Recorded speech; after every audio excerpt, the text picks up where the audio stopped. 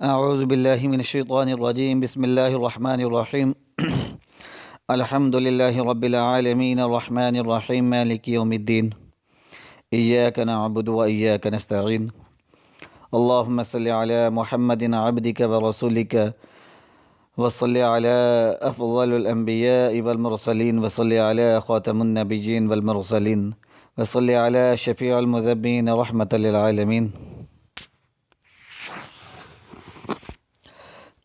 السلام علیکم ورحمۃ اللہ وبرکاتہ ومغفرتہ۔ لرن اسلام ٹوڈے وظائف چینل جو ہے آج آپ کے لیے ایک انتہائی قیمتی اور مجرب عمل لے کر آیا ہے۔ سب سے پہلے تو میں یہ بتاتا چلوں کہ لرن اسلام ٹوڈے وظائف چینل کا یہ عمل، یہ وظیفہ جو ہے، یہ صرف ایک رات کا ہے۔ آپ اس عمل کو کسی بھی رات میں کر سکتے ہیں، اس کے لیے کوئی مخصوص دن نہیں۔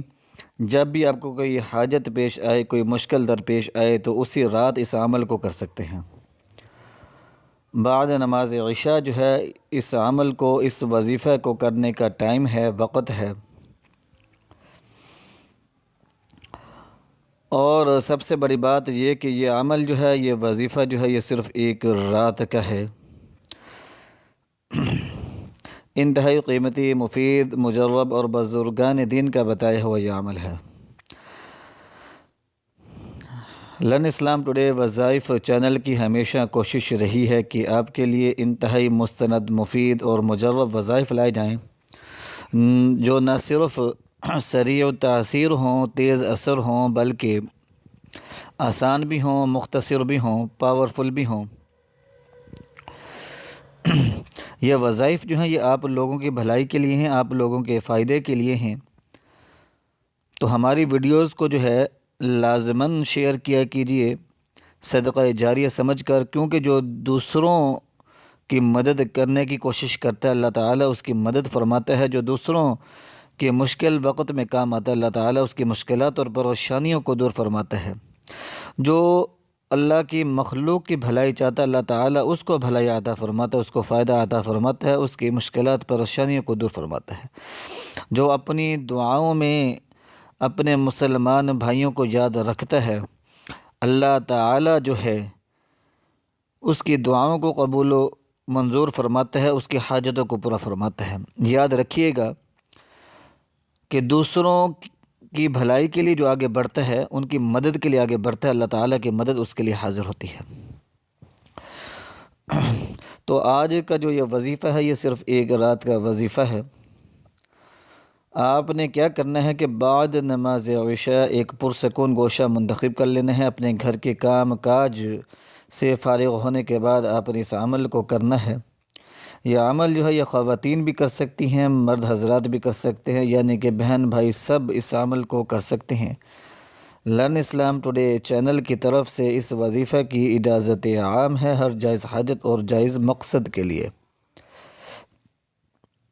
تو بعد نماز عشاء گھر کے کام کاج سے فارغ ہونے کے بعد اس عمل کو کریں تاکہ دوران وظیفہ جو ہے کوئی ڈسٹربنس نہ ہو۔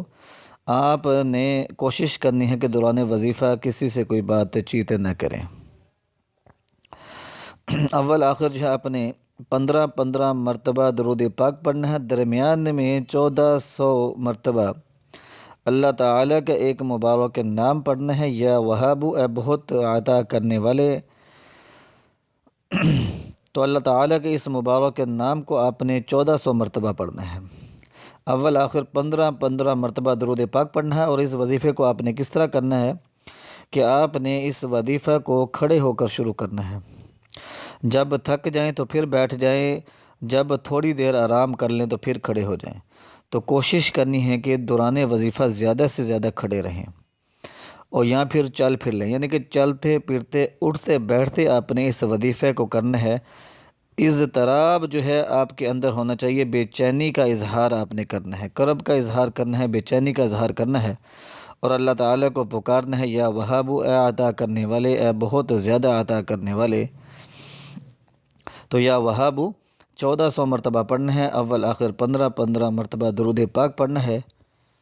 اور اللہ تعالیٰ کے حضور دعا مانگنی ہے وظیفہ مکمل کرنے کے بعد۔ انشاءاللہ العزیز اللہ تعالیٰ کے فضل و کرم کے ساتھ دعائیں جو ہیں وہ قبول و منظور ہوں گی، حاجتیں پوری ہوں گی، مقاصد میں کامیابی حاصل ہوگی۔ یا وہابو، اے بہت عطا کرنے والے، اللہ تعالیٰ کی ذات جو ہے وہ نہایت ہی کریم ہے، شفیق ہے، عطا کرنے والی ذات ہے۔